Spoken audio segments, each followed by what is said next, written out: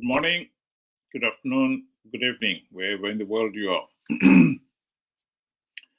The other day, I was having a discussion on this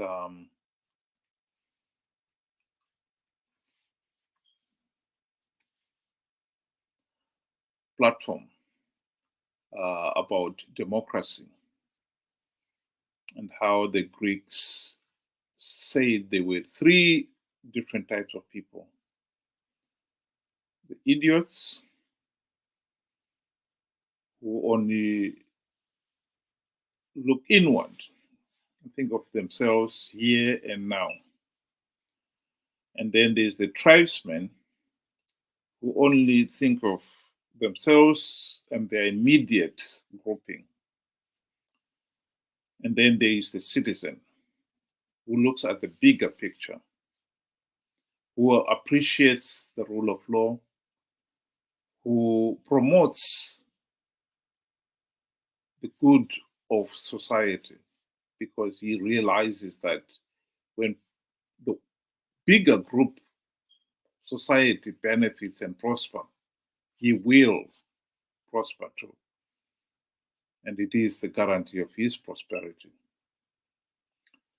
Today I was listening to this video clip.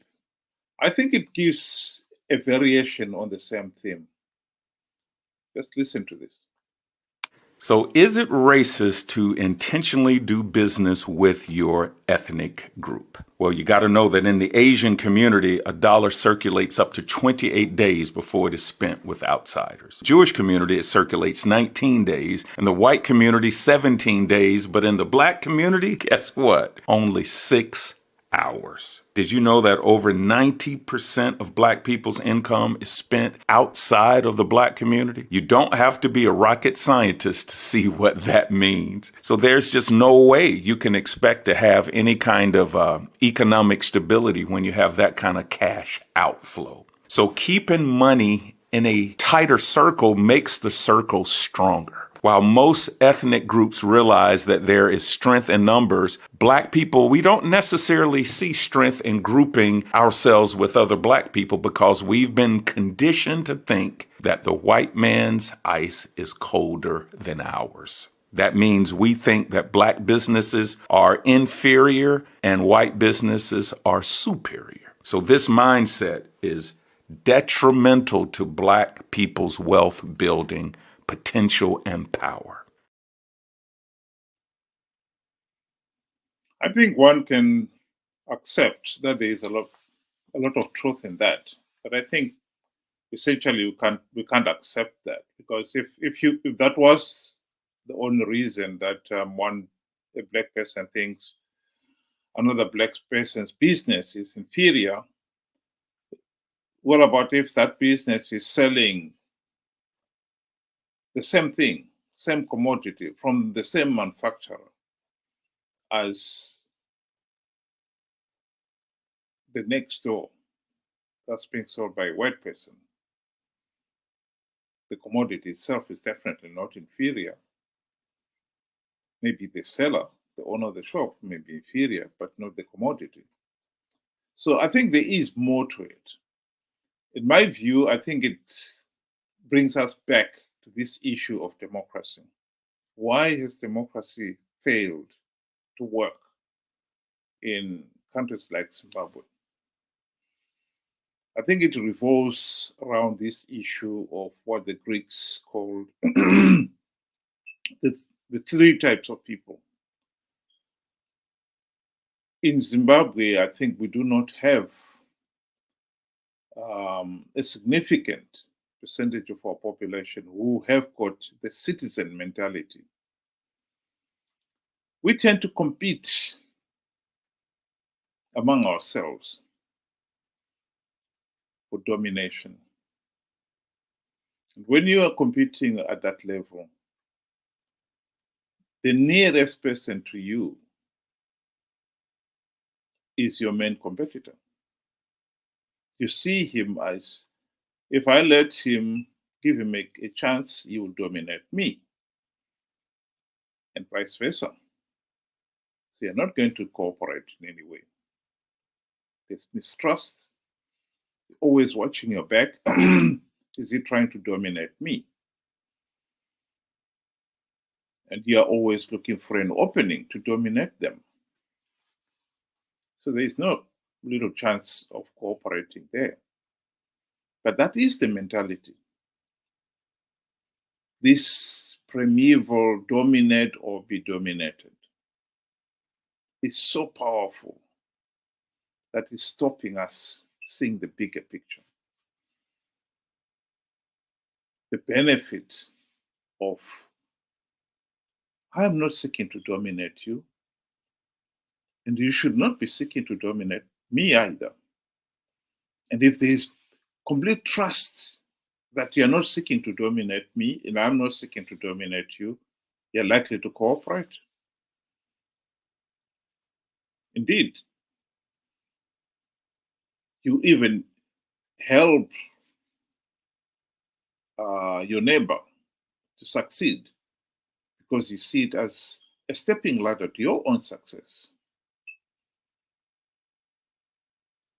If my neighbor has got a car,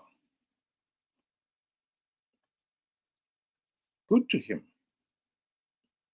I should be pleased that he has been that successful. Because who knows, one of these fine days, he may be going where I'm going, and he's likely to give me a lift. Life has been made much better for me. If my neighbor has got clean running water,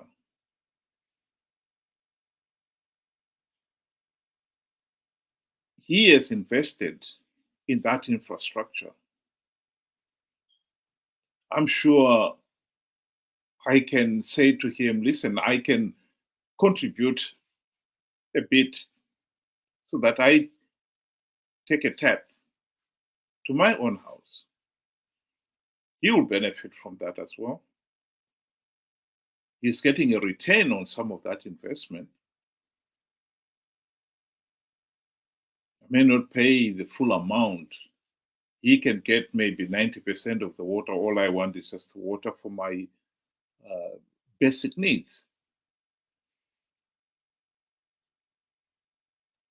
You will benefit, I'll benefit. That is the spirit of cooperation. But when you see as if he gets the car, he's going to dominate me, they're not likely to encourage that. They're likely to think of he is going to outshine me. That mentality is holding countries like Zimbabwe down. Because if you go back to 1980, it's no secret that both ZANU-PF and PF-SAPO wanted a de facto one-party state. They could not agree between themselves to unite to form one party. They tried, but they failed. The Patriotic Front was meant to unite the two parties. If they had truly united, they would have gone to Lancaster House demanding a one-party state. And as it happened, they were not united. There had been attempts in the past to unite the two parties, but without success. Each one separately wanted a one-party state. Just that ZANU wanted a ZANU one-party state, ZAPO wanted a ZAPO one-party state.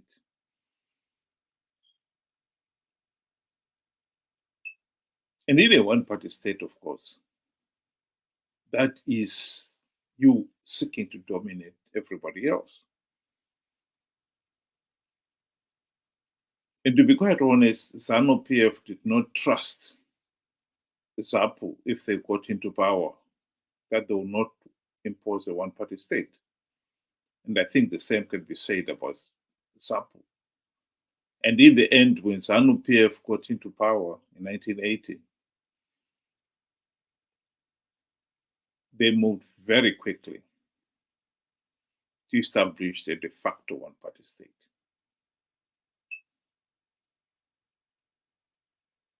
Dominate or be dominated. There was never any pretense of being democratic. Even parties like the MDC, the Movement for Democratic Change, I think what they were seeking there is a share of the spoils of power.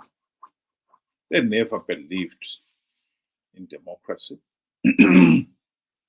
When they got into the MDC, into the GNU in 2008 to 2013, they had the golden opportunity to implement the reforms. But when Mugabe offered them the spoils of power, they could not resist it. They took that with both hands and forgot about the reforms.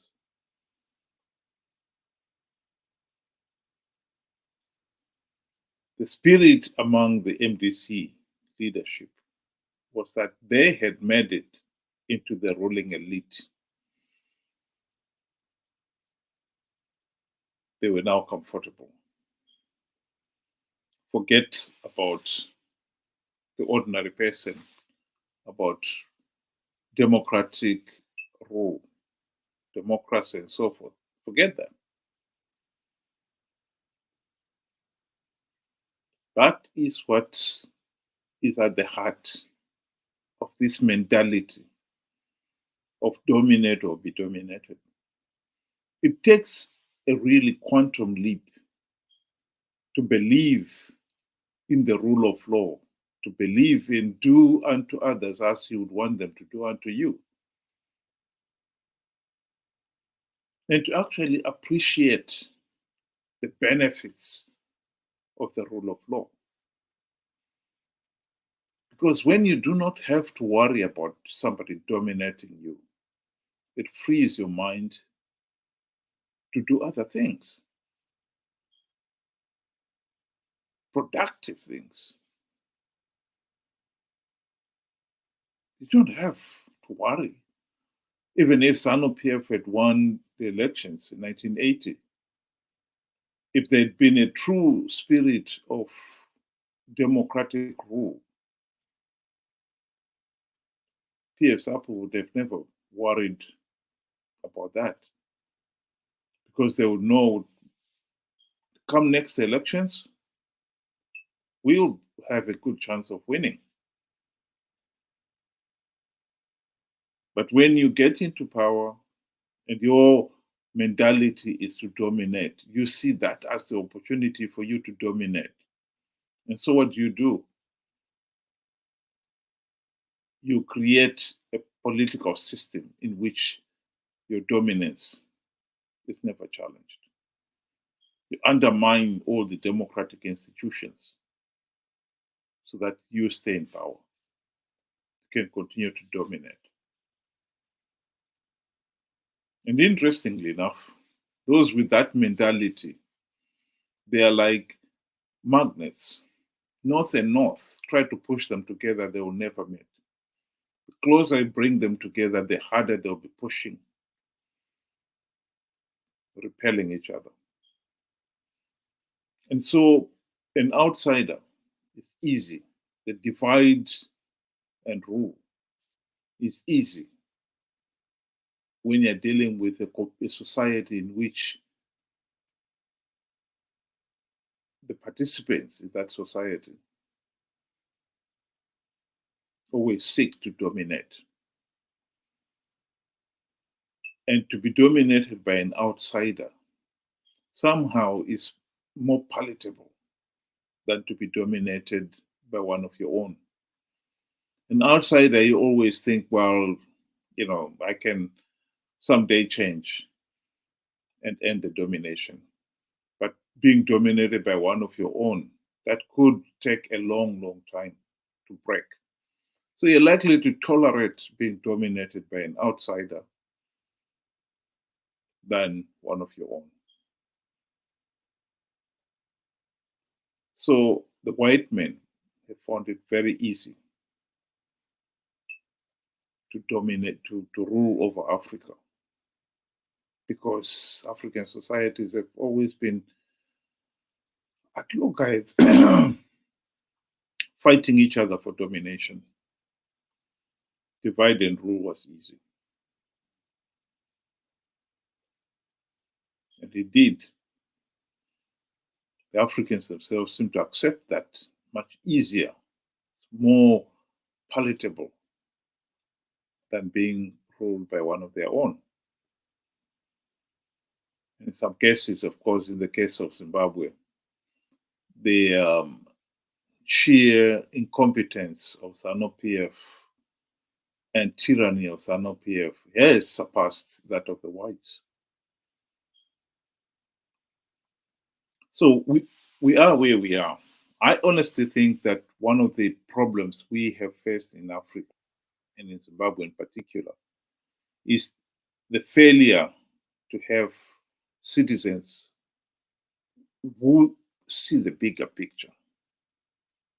Democracy only works when you have got people who see the bigger picture, who accept the rule of law, who accepts the essence of do unto others as you want them to do unto you.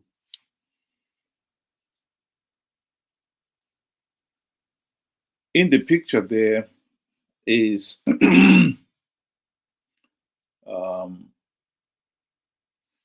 Pericles, the Greek, who is considered to be probably one of the dominant leaders who made democracy the system of government in Athens. And in the background there is the Parthenon.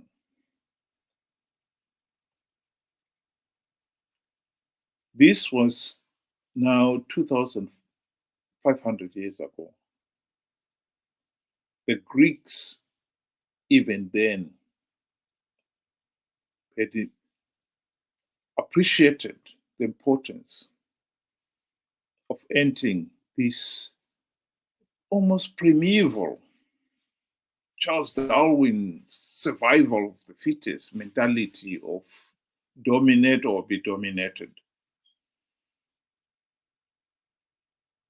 And it was that has made the Greek, or particularly Athens, prosperous. This, many people will accept, was the golden age of Athens.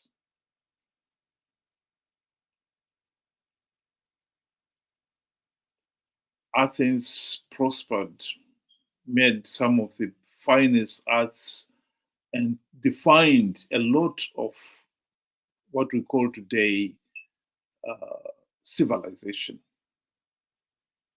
during that time.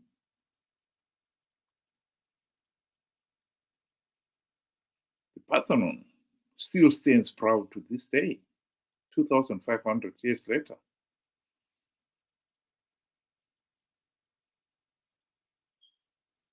We are struggling to build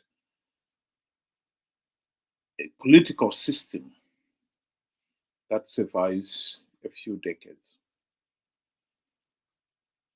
Political parties that are built, the ZANU-PF itself has all but collapsed. In fact, collapsed before even Mugabe left power. It was a political system that was geared to save the individual. He wanted to dominate everyone, including those within his own party. And that's why it's collapsed. Yes, it has managed to linger on, but only because the opposition, which was tasked to implement the democratic reforms and end the ZANU-PF dictatorship, sold out. was not up to the task. And the opposition itself, the movement for democratic change that Morgan Tsvangirai formed in 1999, has been dividing and breaking up like the amoeba. Chamisa launched his Triple C, and 2 years later, he abandoned it in a half, claiming it had been infiltrated by ZANU-PF. I think it was because Triple C was never democratic. He claimed it was a democratic party, a people's party, but it was only himself and a few others who had control of that party. And soon after the 2023 elections, he was surprised how quickly others, like Savangu, stepped in and claimed that he was the Secretary General and he was entitled and had the authority to recall the elected Triple C leaders. And he did recall them. And the party itself imploded. I think it is this failure to see the bigger picture. Democracy only works when you've got citizens who has got the open mind to see the bigger picture.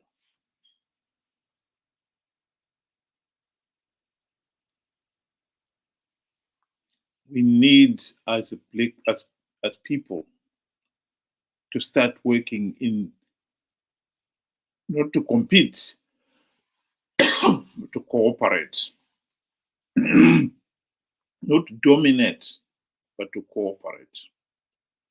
That is a quantum leap. And in this particular case, one of the reasons, of course, why we have failed to cooperate is that we have not respected the truth.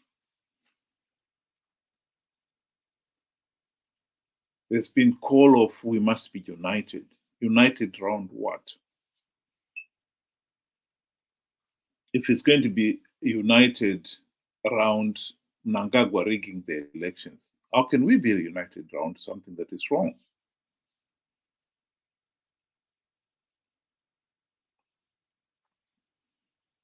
That is at the heart of our failure as a people. The Greeks were absolutely right. There are three types of people: the idiot, the tribesman, and the citizen. Democracy only works when you have got people, at least a very significant number of them, who think, who see the bigger picture and think accordingly, who see the merits of the rule of law. Right now, one of the problems we have had is the failure to hold free, fair, and credible elections, because ZANU-PF does not respect the rule of law. One of the things that the SADC election observers said was that the elections were not held according to Zimbabwe's own electoral law. And one of those laws says you must produce a verified voters roll. And there was no verified voters roll. And the opposition itself didn't help because they still went ahead and participated in those elections without a verified voters roll because they didn't appreciate the importance of the rule of law. The laws are made for a purpose. If somebody doesn't respect the law, we need to come back and say, no, we must work according to the law.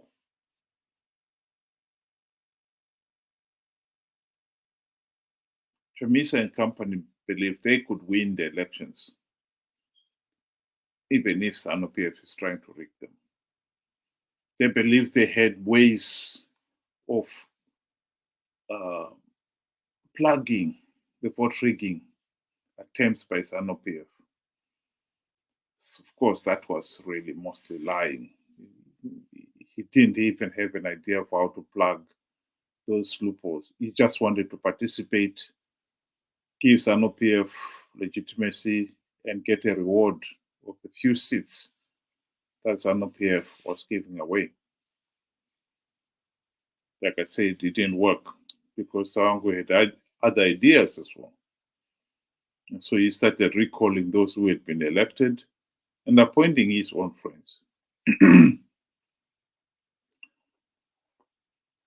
But to come back to the issue of why blacks have not been successful, even in societies like America, that the gentleman was talking about there,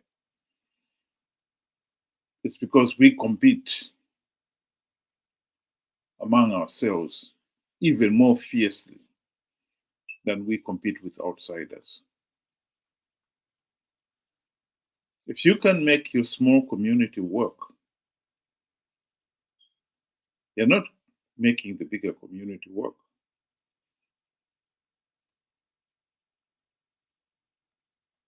Outsiders are not going to trust you more when they can see that you do not trust your own brother, your own neighbor,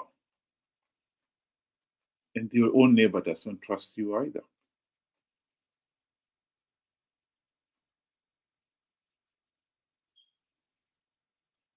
I think that is a weakness that we must address, we must deal with. And one of the quantum leaps we require is to appreciate the importance of the rule of law, the importance of do unto others as you want them to do unto you. That we don't have to dominate and always to seek to dominate other people. No one wants to be dominated. So why are you attempting to dominate other people?